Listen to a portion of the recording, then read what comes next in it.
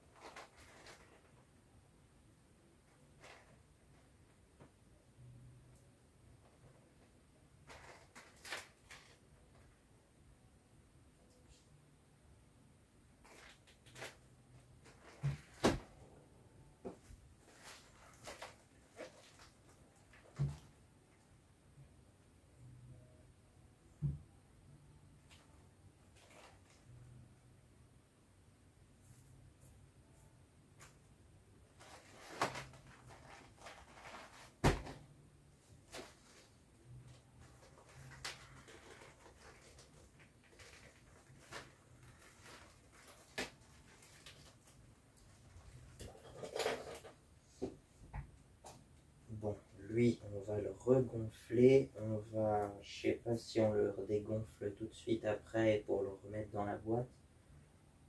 Mais en tout cas, l'autre, ce qu'on va faire, c'est qu'on va, oui, on va le remettre dans la boîte, je pense. Si j'y arrive, parce que vous savez comment j'ai galéré pour remettre la moto dans la boîte la première fois. Mais bon, ça devrait être peut-être un peu plus simple.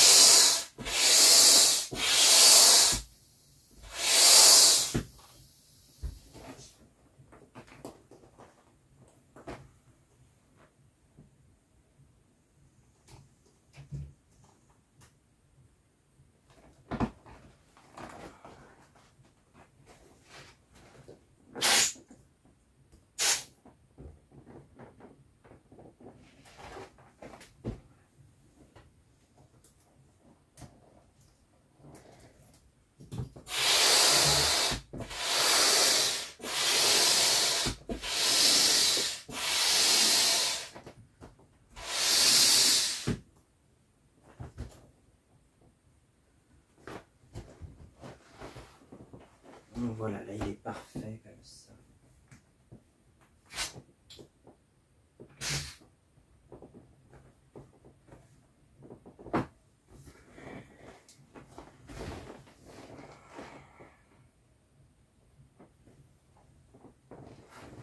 Bon, ça, je sais pas où je le mets pour pas que ça prenne trop de place.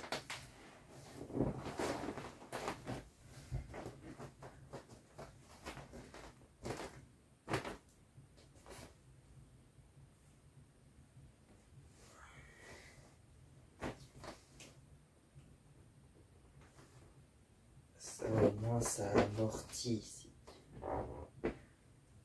Ouais, bah, je vais le mettre là. Comme ça. Et puis, et il a vraiment une drôle de tronche. Hein.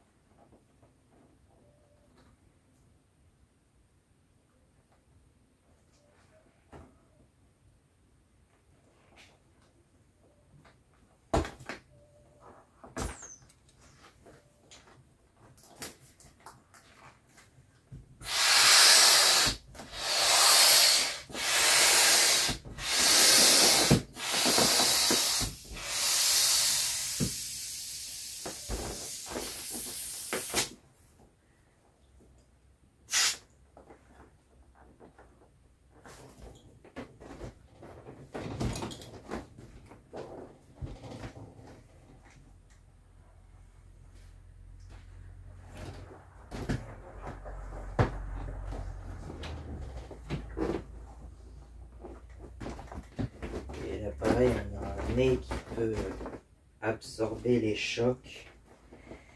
Et même, tu vois, c'est...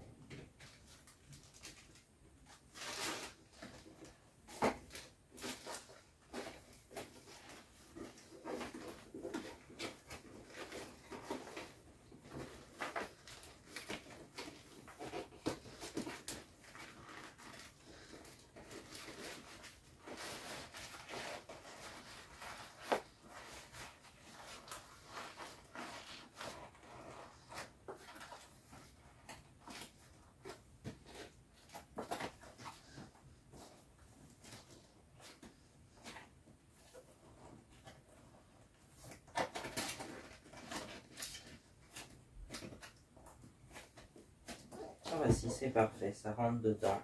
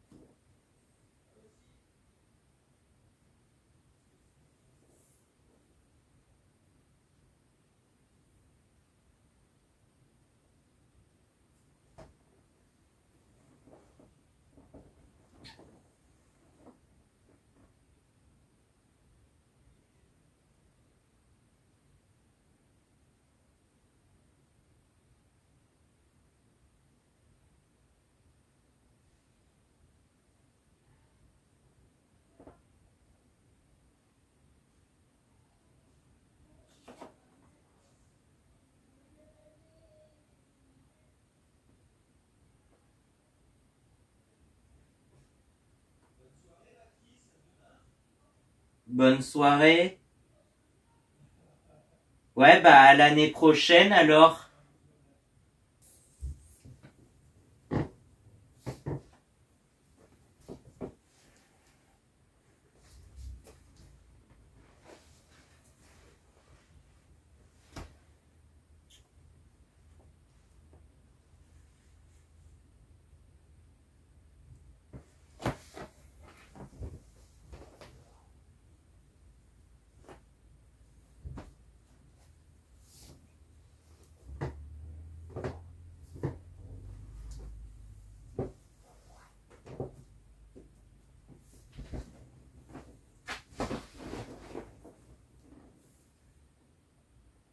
Salut.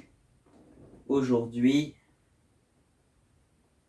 on va faire un petit résumé, puis un résumé des cadeaux que j'ai eu pour Noël. Alors pour Noël, en tout cas, j'ai pas eu forcément beaucoup. Enfin si, j'ai eu plein de petits cadeaux en fait. Ouais, c'est ça, j'ai eu plein de petits cadeaux en fait cette année. Et là, c'est pas très fini parce que c'est pas c'est peut-être pas fini vu que je vais chez mes grands-parents le 5 janvier, je crois le dimanche 5 janvier.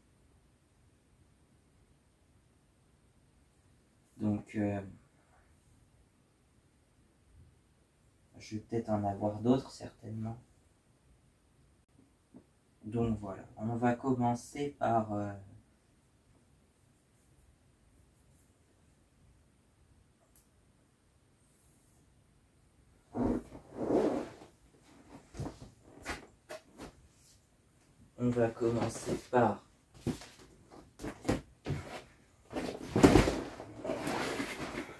ce petit jet ski gonflable là. Celui-là, je l'avais eu. Alors, c'est pas celui-là exactement, mais c'est le même hein, que j'ai eu à Noël 2022. Et je crois que je vous avais déjà fait une vidéo d'ailleurs.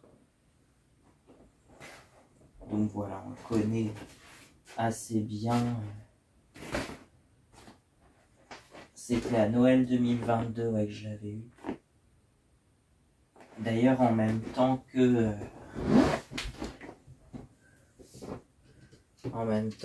ce petit quad là. Par contre, il a les roues qui touchent le garde-boue. Je sais pas ce qui s'est passé, mais c'était pas comme ça avant.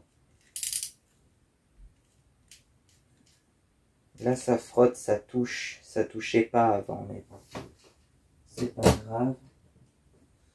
Et puis, je crois qu'elle doit être derrière, là. Cachée derrière.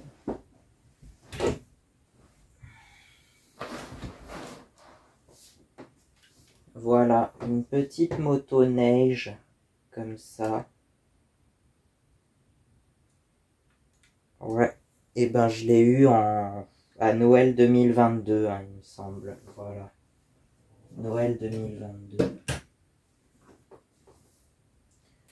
Sinon, j'ai eu celui-là. Alors, c'est pas exactement celui-là parce que l'autre, effectivement, il s'est ouais, plus ou moins décousu là, à cet endroit-là, à ce niveau-là. Je sais pas si vous voyez bien.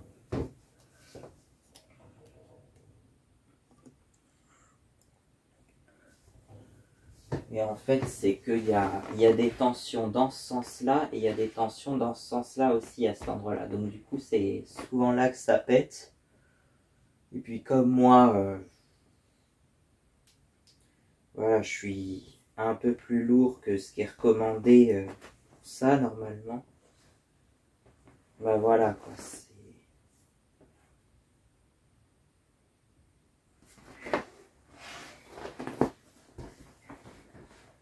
Donc celui-là, je l'ai eu à Noël 2023, donc il y a un an, en même temps que la moto gonflable, là, celle-là, qui est... Voilà, je pense que je vais la garder toute ma vie parce que je l'adore celle-là.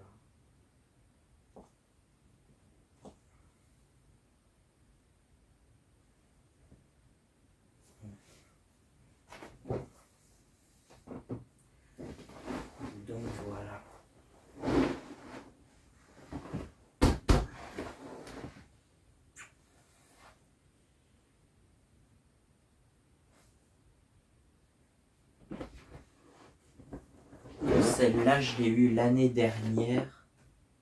C'était à peu près la seule chose que j'avais demandé d'ailleurs l'année dernière, c'est cette moto gonflable là. C'est vrai que ça paraît bizarre parce qu'on s'en sert pas trop en hiver, mais si moi je m'en sers des fois dans le lit comme ça, ou ouais là où il y a de la place quoi. Parce que c'est vrai que je l'aime bien. J'aime bien monter dessus, effectivement. Bah, elle est pile à ma taille en fait. Je trouve que celle-là, elle est pile à ma taille par exemple par rapport aux autres qui sont un peu trop petits. Donc voilà quoi.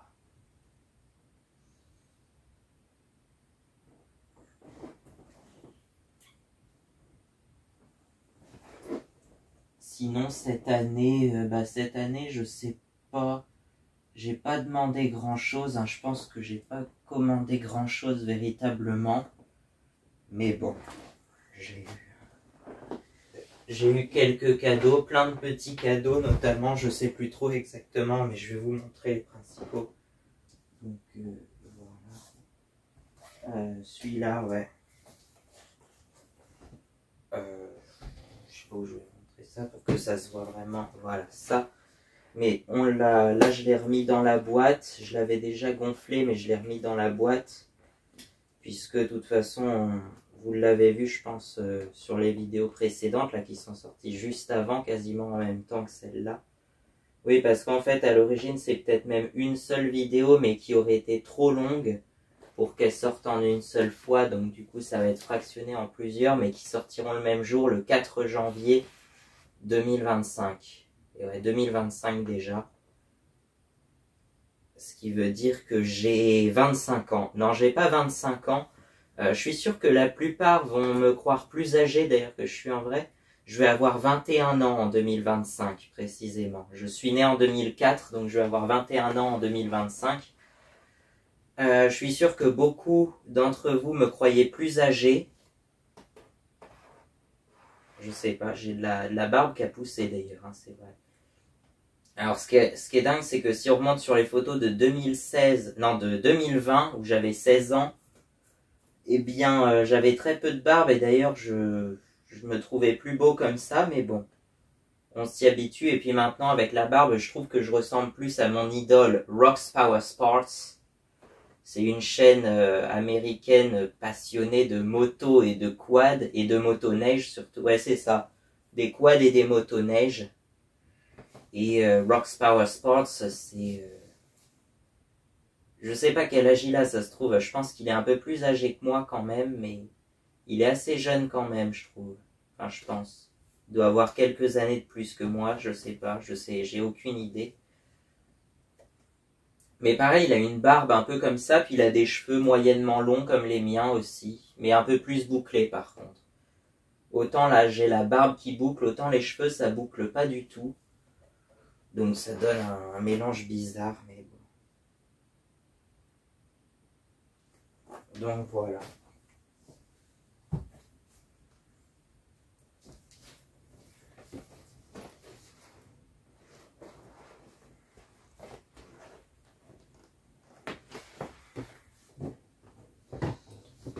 Ensuite, effectivement, pour Noël, j'ai eu ça. Ouais, un sac Affect Design. Je sais même pas ce que c'est en vrai, mais bon. Affect Design. Dites-moi si vous connaissez. Moi, c'est vrai que je suis un peu designer automobile en même temps, donc voilà. À mes heures perdues, bah, j'ai dessiné ma voiture idéale quand même. Donc on peut dire que j'ai été designer automobile et ça va avec le fait qu'à une époque, je voulais être architecte carrément. Donc voilà. Moi, en fait, j'aime bien créer. Je sais pas, j'ai envie de créer des choses, mais je sais pas trop quoi exactement. Donc voilà. Alors, dans le sac Affect Design, il y a surtout ça, voilà. Ceci. Et puis derrière celle-ci. Bon, c'est censé être une snowmobile, ça, une motoneige, mais moi je trouve que ça y ressemble pas trop. Autant de l'autre côté, ça ressemble bien à une dameuse, mais de ce côté-là, ça ressemble pas à une motoneige. Je suis désolé, mais pour moi, une motoneige, c'est plutôt ça.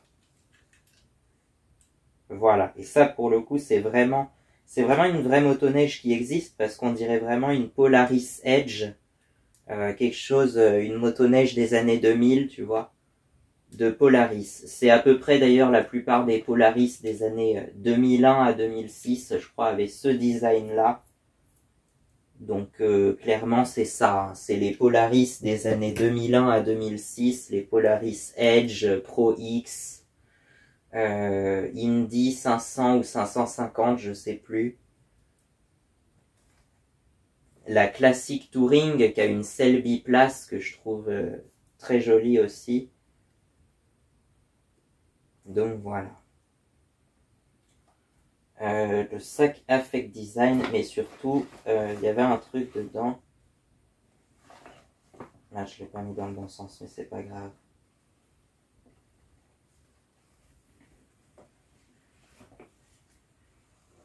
Ah si, c'était comme ça. Voilà. Oh, qu'est-ce que c'est que ça? Donc voilà. Yamaha Racing. Puis il y a aussi avec, il est passé où? Parce que j'avais un petit porte-clés avec, mais qui a dû glisser je ne sais où. Ah, il est pas dedans, si. Ah si, je l'avais mis dedans, voilà. Un petit porte-clés. Apparemment, ça serait du vrai cuir, ça en plus, puisque les motards aiment bien le cuir en général. Je sais pas, moi je suis pas motard de type Harley Davidson. Moi je suis un motard Yamaha, c'est évident. Et un super motard Yamaha, quoi. Quelque chose comme ça. Ouais. La XTX. Ce qui est bien, c'est que la XTX, elle a pas une selle trop haute. Elle fait, je sais plus, 83, 85 cm. Alors que certaines font plus de 90 cm, surtout en super motard. Moi, je pourrais pas. Je fais pas. Je fais que 1m62 à peu près. Je suis pas très grand, donc. Moi, c'est sûr, il me faut pas une moto très haute. Et c'est pour ça il y a bien les WR 250 par exemple qui sont pas mal. Mais c'est trop haut en fait. C'est trop haut pour moi la WR 250. Sinon, ça m'aurait bien plu, effectivement, une moto comme ça, mais bon.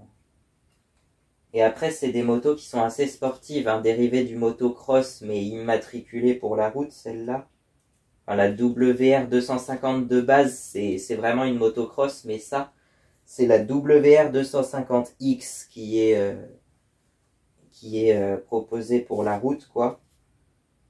Et la WR 250R, du coup, qui est pareil, immatriculée aussi, mais plus pour les chemins, pour du trail enduro. Et la WRX, c'est vraiment une super motard pour le coup. En fait, les super motards, j'ai l'impression que c'est vraiment une motocross ou trail qui est peut-être un peu rabaissée, mais avec des roues un peu plus petites, j'ai l'impression, et surtout des pneus de route un peu. Mais moi, je veux faire à la fois de la route et du chemin, donc il me faut des pneus trail. Par exemple, la XT, il y a la XTX et la XTR. J'avais choisi la XTX juste parce qu'elle a la selle, je crois, 3 cm moins haute. Donc elle fait, c'est ça, c'est du 830 mm au lieu de 860.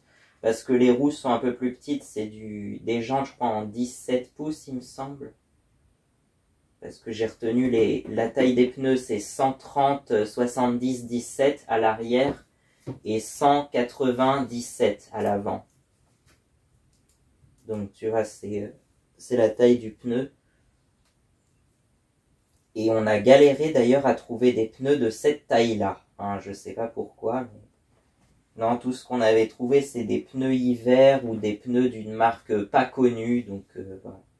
On trouvera pas de Michelin ou Bridgestone avec avec ces dimensions-là. Non, si, les pneus d'origine, c'était des Pirelli, mais c'est des pneus de route, il me semble.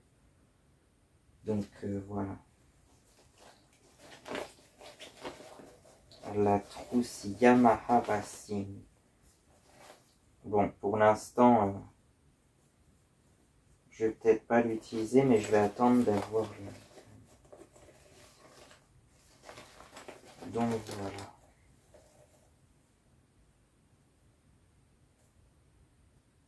Se laver les mains à l'eau froide.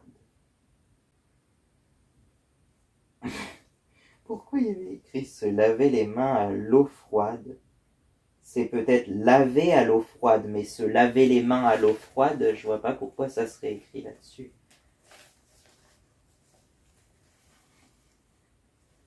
Enfin, voilà quoi.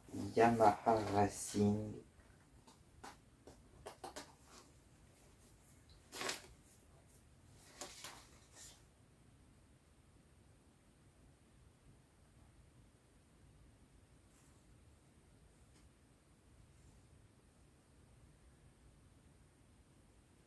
« 1955. Oui, cette année, ça va être les 70 ans de Yamaha, du coup.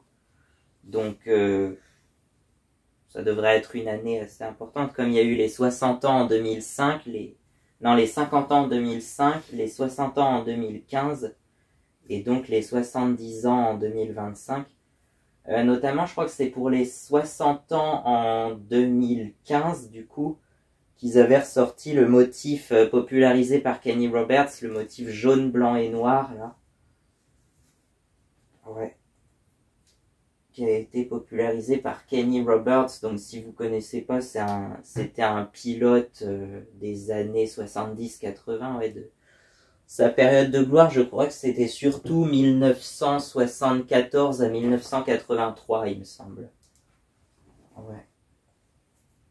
Mais sinon, je crois qu'il est toujours en vie aujourd'hui. D'ailleurs, il est de 1951, j'avais cru voir. Bah, ça lui ferait 73 ans s'il est de 51, voire 74 en 2025, du coup. Voilà. Sinon, aujourd'hui, quand on pense à Yamaha Racing, on pense peut-être surtout à Valentino Rossi, je pense, je sais pas. Lui, en fait, c'est lui, je pense, qui a popularisé le logo Yamaha 46. Des fois, là, sur les... Bon, là, c'est juste Yamaha Racing, c'est le logo de l'équipe Racing de Yamaha. Mais des fois, tu as le numéro 46 juste au-dessus ou juste en dessous. C'était, je crois, le numéro de Valentino Rossi, en fait, tout simplement. Voilà, parce que sinon, je me demandais pourquoi il y avait écrit Yamaha 46 des fois sur certains.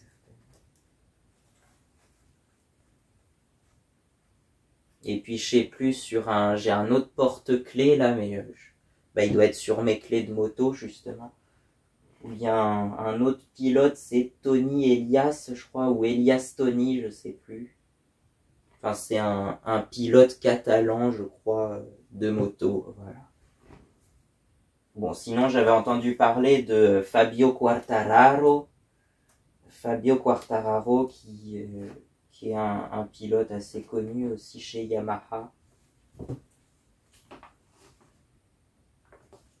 Enfin, voilà.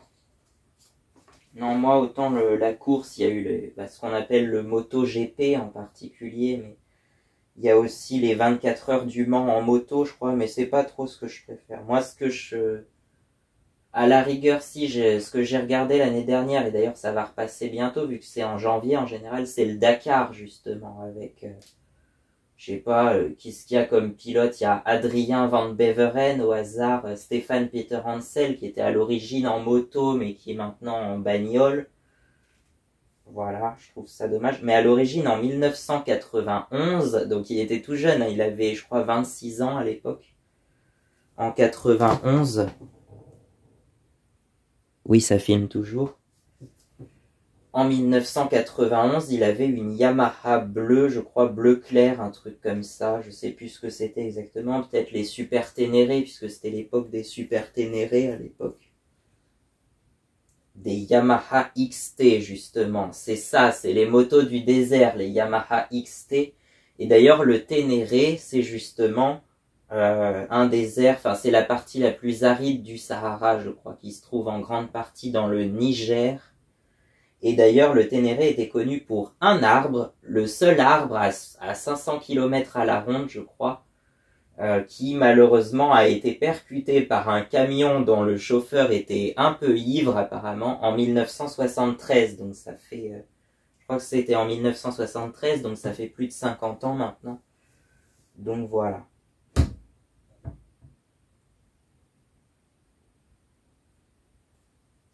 Ça fait maintenant plus de 50 ans.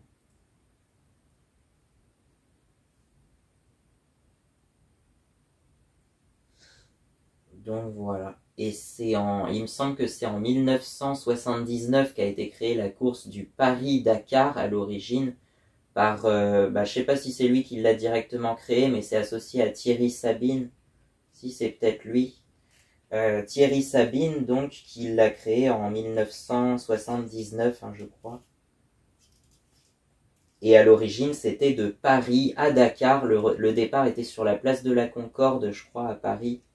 Et ça devait arriver à Dakar au Sénégal en passant par le désert du Sahara, donc entre le Maroc et le Sénégal.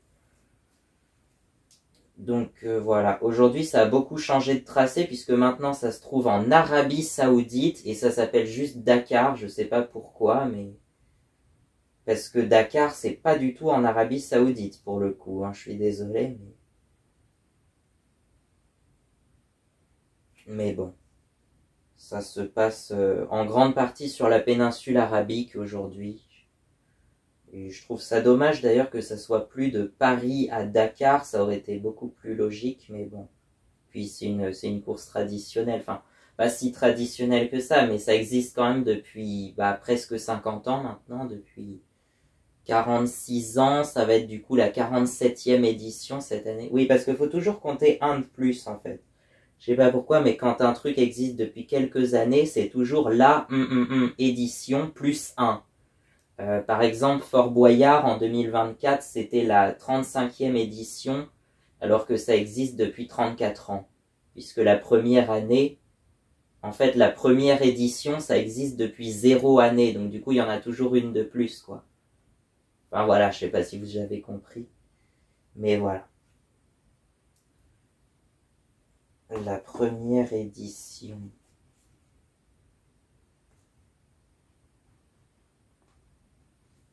Donc voilà. Bon, malheureusement, Thierry Sabine, il décédera dans un accident d'hélicoptère pendant le Paris-Dakar, je crois, 1986, ou pour la promotion, je sais plus trop. Le 14 janvier 1986, dans l'hélicoptère se trouvait aussi un certain Daniel Balavoine, qui lui aussi est mort sur le coup à ce moment-là. Ouais, il venait de sortir d'ailleurs son album le plus connu, Sauver l'amour, en octobre ou novembre 85, je sais plus. Mais voilà, ça reste un des chanteurs français les plus iconiques des années 80 en tout cas. Par contre, je me demande juste qu'est-ce qu'il faisait dans l'hélicoptère du Paris-Dakar 86. Mais bon, c'était certainement pour la promotion, je sais pas s'il devait y faire un concert, j'y connais rien du tout. Mais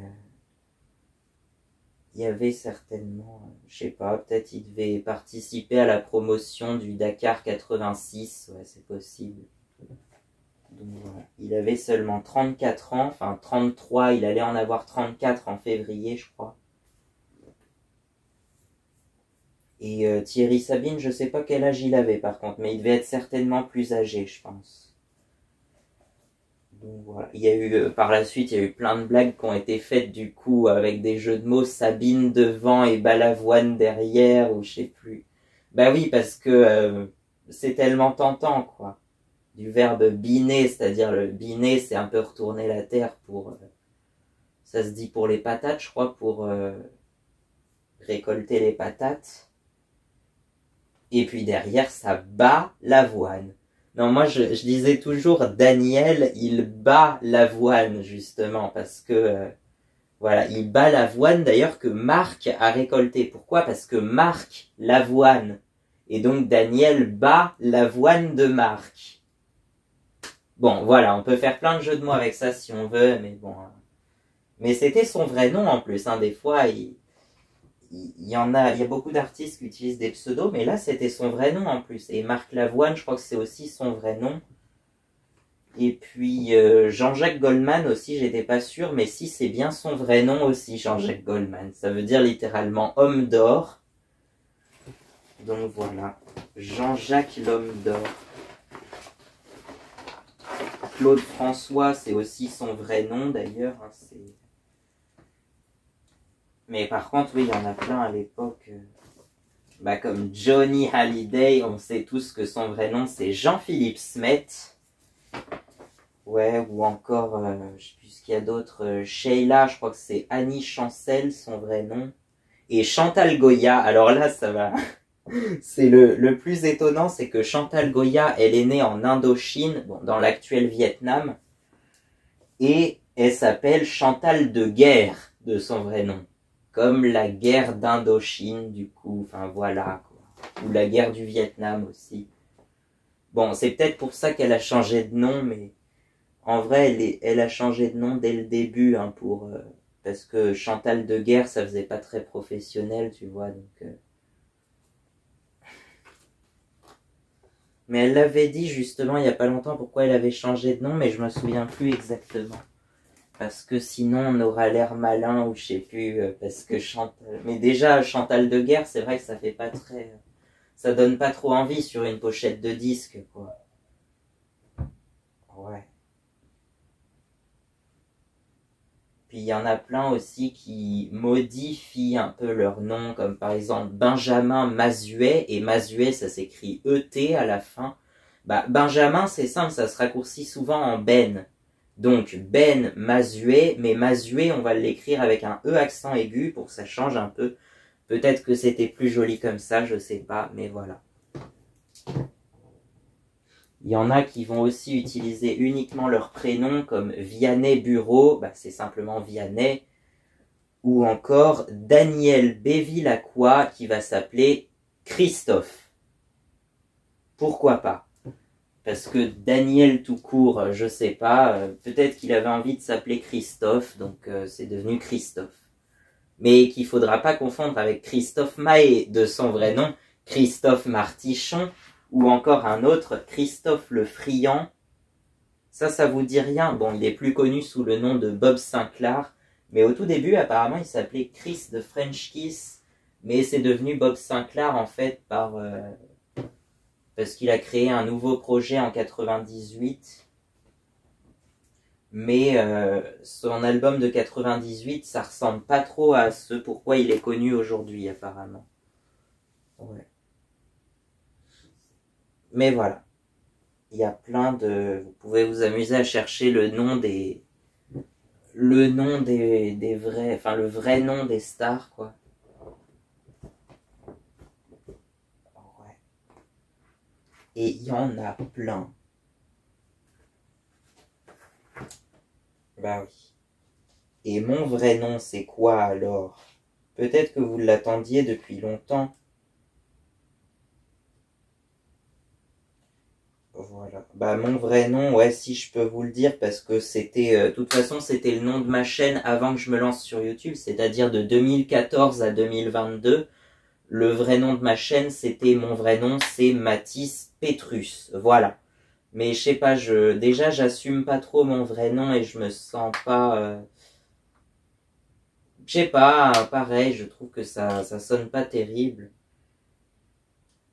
Donc du coup, j'ai pensé déjà m'appeler au début Oxelo Julien, puis Maya Maha, puis aujourd'hui, je pensais éventuellement m'appeler Mathis Albertus, parce que j'aime bien le prénom Albert, mais j'aime bien aussi Julien, mais Albert, je trouve que c'est bien. Je sais pas pourquoi, hein, faites ce que vous voulez, hein, mais moi, Albertus, c'est pas mal, et puis ça... Si je me lance, si je crée une entreprise, tu vois, ça s'appellera Albertus, parce que... Petrus, c'est déjà pris, certes, c'est le nom d'une bouteille de vin qui coûte près de 3000 € des fois, suivant le grand cru que c'est, mais voilà quoi, ça existe déjà. Donc Albertus, je pense que ça n'a pas été pris, en tout cas pas comme nom d'entreprise ou de marque, et puis c'est pas grave si j'ai déjà pris. C'est un nom comme un autre. Hein. Albertus, c'est Albert en latin, tout simplement. Et voilà quoi, c'est tout. Mais ouais, je me sens pas de m'appeler Petrus professionnellement, tu vois. Albertus, c'est peut-être mieux, ou Albert, ou simplement Mathis Albert, oui. À la rigueur. Donc voilà.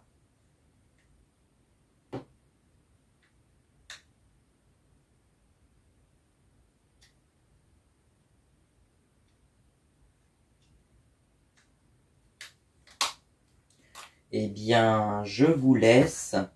Sur ça, je vous laisse. À bientôt. C'est parti. Et je suppose que, voilà, c'est une vidéo bien trop longue. Putain, ça fait 1h03 là.